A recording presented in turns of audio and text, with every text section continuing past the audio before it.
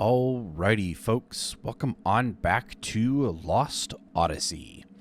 Today, we are going to do the village closest to heaven from 1,000 Years of Dreams.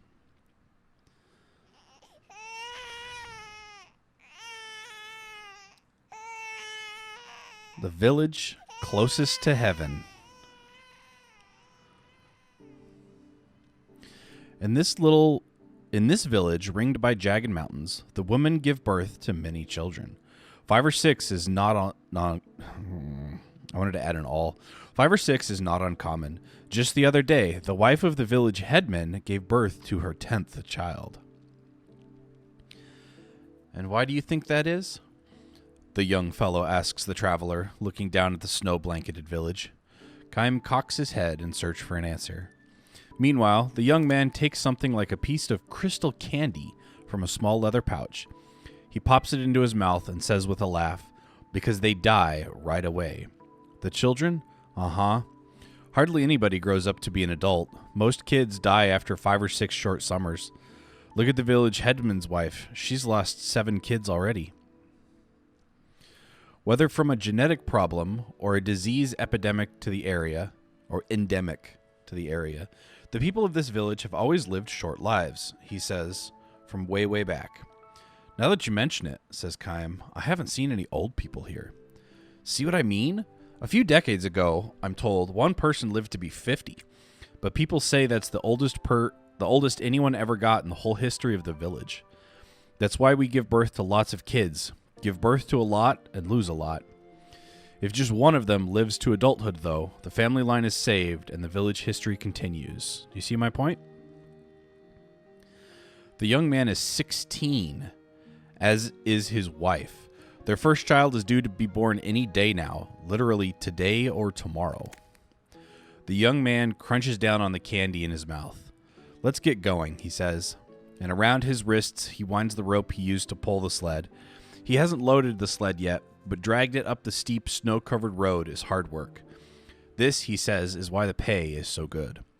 Only a few days earlier, he lost his good friend and fellow worker, who had been 3 years his senior.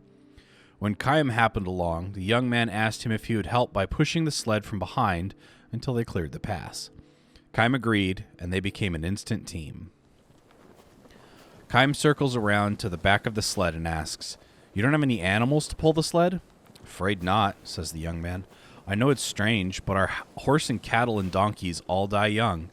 You can spend a lot of money at the town market buying an animal, and it'll keel over before it's done a lick of work.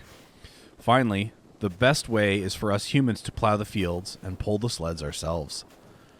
The arms with which the young man himself is pulling his sled are massive, and he forges through the road's snowy cover with powerful steps. His fellow worker was stronger still. He says, "He taught me how to pull the sled, how to set rabbit traps, how to build a fire, all the skills I need to live, with all the love he would give to a kid brother. Before I knew it, he was gone." People here always die suddenly, he says. They can be perfectly healthy one minute and drop dead the next. No time for suffering. Just like that. No time to call a doctor. Even if a doctor comes, there's nothing he can do. "Did your friend die that way?" "Uh-huh.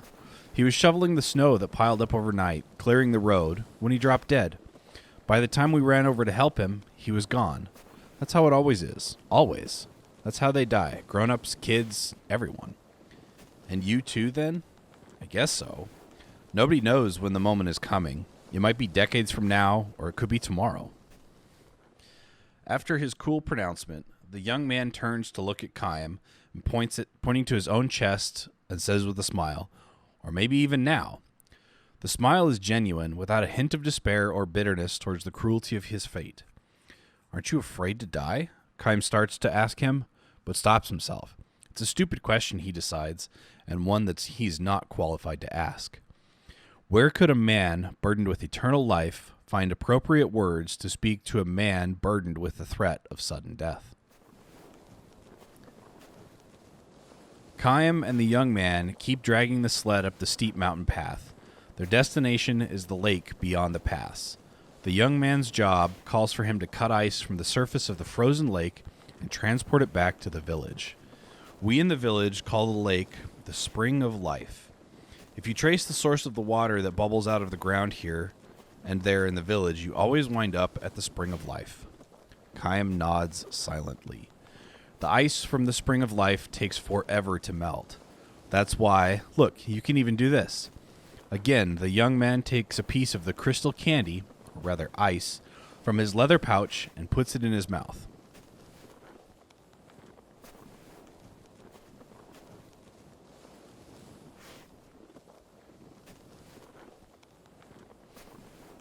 Sorry for stopping so suddenly.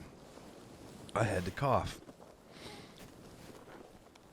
All right. So he puts the piece of ice in his mouth. It gives you energy. It's indispensable when doing hard work or for pregnant women or infants.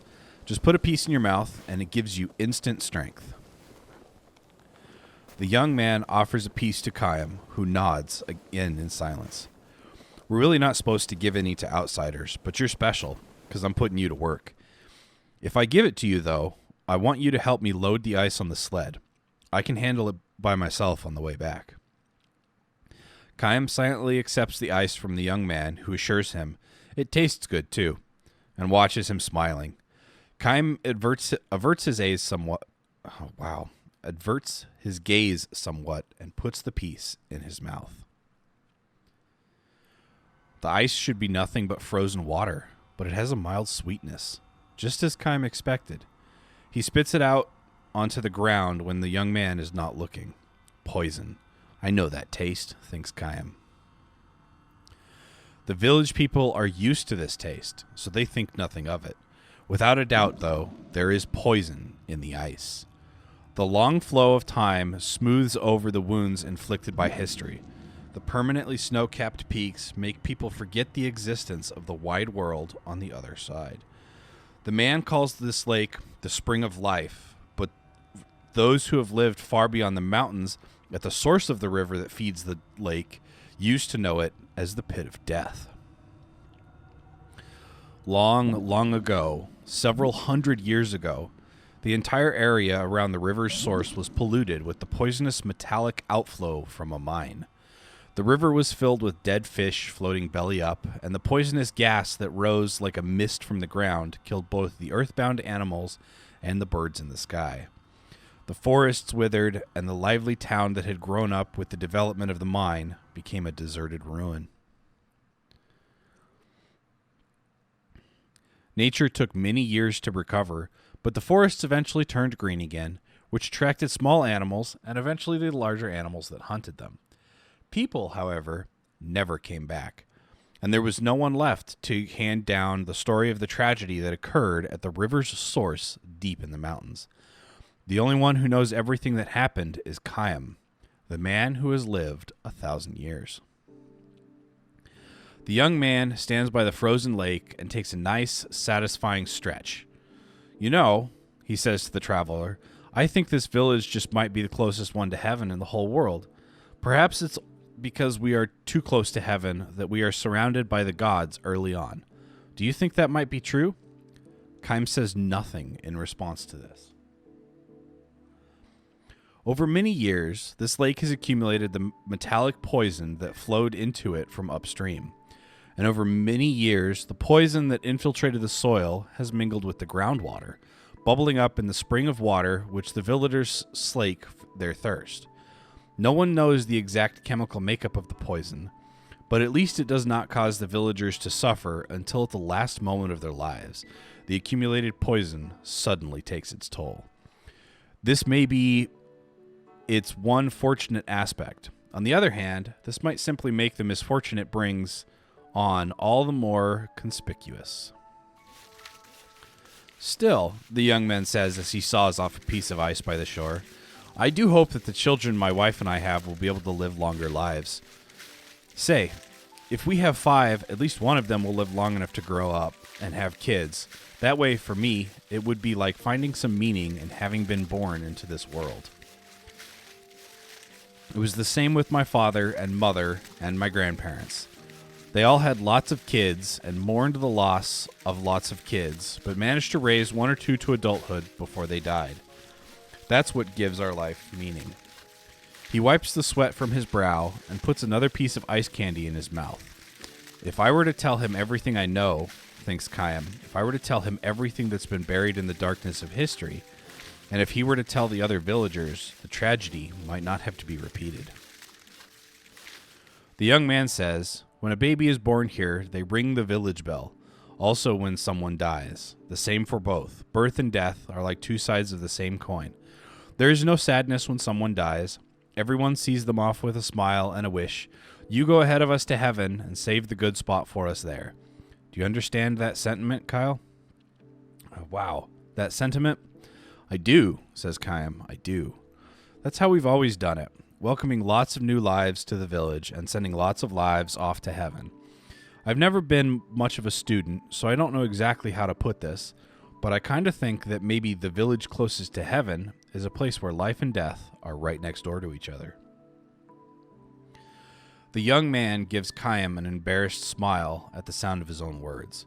Maybe it's because I'm about to have a kid of my own that I'm starting to think about these complicated things.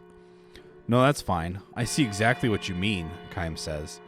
The moment the words leave his mouth, a bell sounds from the foot of the hill. Several long, slow rings. That's it, exclaims the young man. My child has been born. He dips his head and says again, after savoring the sound of his own words, my child. While the bell is rung likewise for births and deaths, the young man says, the sound in each case is subtly different. When a young villager learns to tell the two apart, he or she is considered to be an adult. I hope this one lives a long time, the young man says, choking with the flood of emotions that show on his face. But then he goes on as if to negate his own hopes for the future. Either way, whether it lives a long time or not, my child has now been born into this world. That's all that matters. I'm so happy, so happy.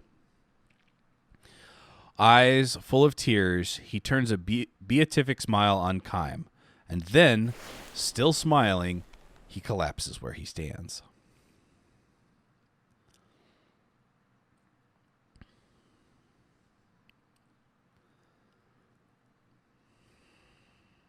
Dang. Khaim lays the young man's corpse on the sled and returns to the village. As the young man said, the villagers accept his death with the same smiles they had for the birth of his baby. Death is not a time for sorrow. It simply marks whether one has been called to heaven earlier or later. The young man's wife takes an ice candy from the leather pouch he has left behind and places it gently into the baby's mouth. I want you to grow up strong and healthy, she says. Daddy is saving a wonderful place for you up in heaven. But go there slowly, slowly. And until you go to heaven, I want you to grow up here in the village till you're nice and big. Her words leave the gentle tone of a lullaby. Khaim says nothing. If he is to stand unflinching for what is right, his silence may be a crime. But burdened with eternal life, Khaim knows how suspect the right can be. Throughout history, people have fought and wounded and killed each other in the name of what they declared to be right. By comparison, the look on the dead man's face is tranquility itself. The village closest to heaven is filled with happiness indeed. The baby starts to cry, its loud wailing like a celebration of the beginning of its own life, however short that life is likely to be. Khaim leaves the village with a smile on his face. The village bell begins to peal, reverberating with utter clarity through the distant mountains, as if to bestow a blessing on the young man who lived life to the fullest with neither resentment nor regret. And when this too long life of mine draws to a close, Khaim thinks, I'd like to be sent off with the sound of bells like this, if possible. Because he knows that day will never come. Khaim walks on, never stopping, never looking back. His long journey is far from over. Jeez, poisoned groundwater? Are you kidding me? It's horrible. Like you'd think that as good as like our Earth is at filtering stuff like that out, it would still take years, decades to clean it all up, for the Earth to clean it all up itself. So, but I hope you folks enjoyed this one. If you did, hit that like button down below. If you're new to the channel, consider subscribing and checking out some of my other content. And as always, I will catch you folks in the next episode. Stay frosty out there.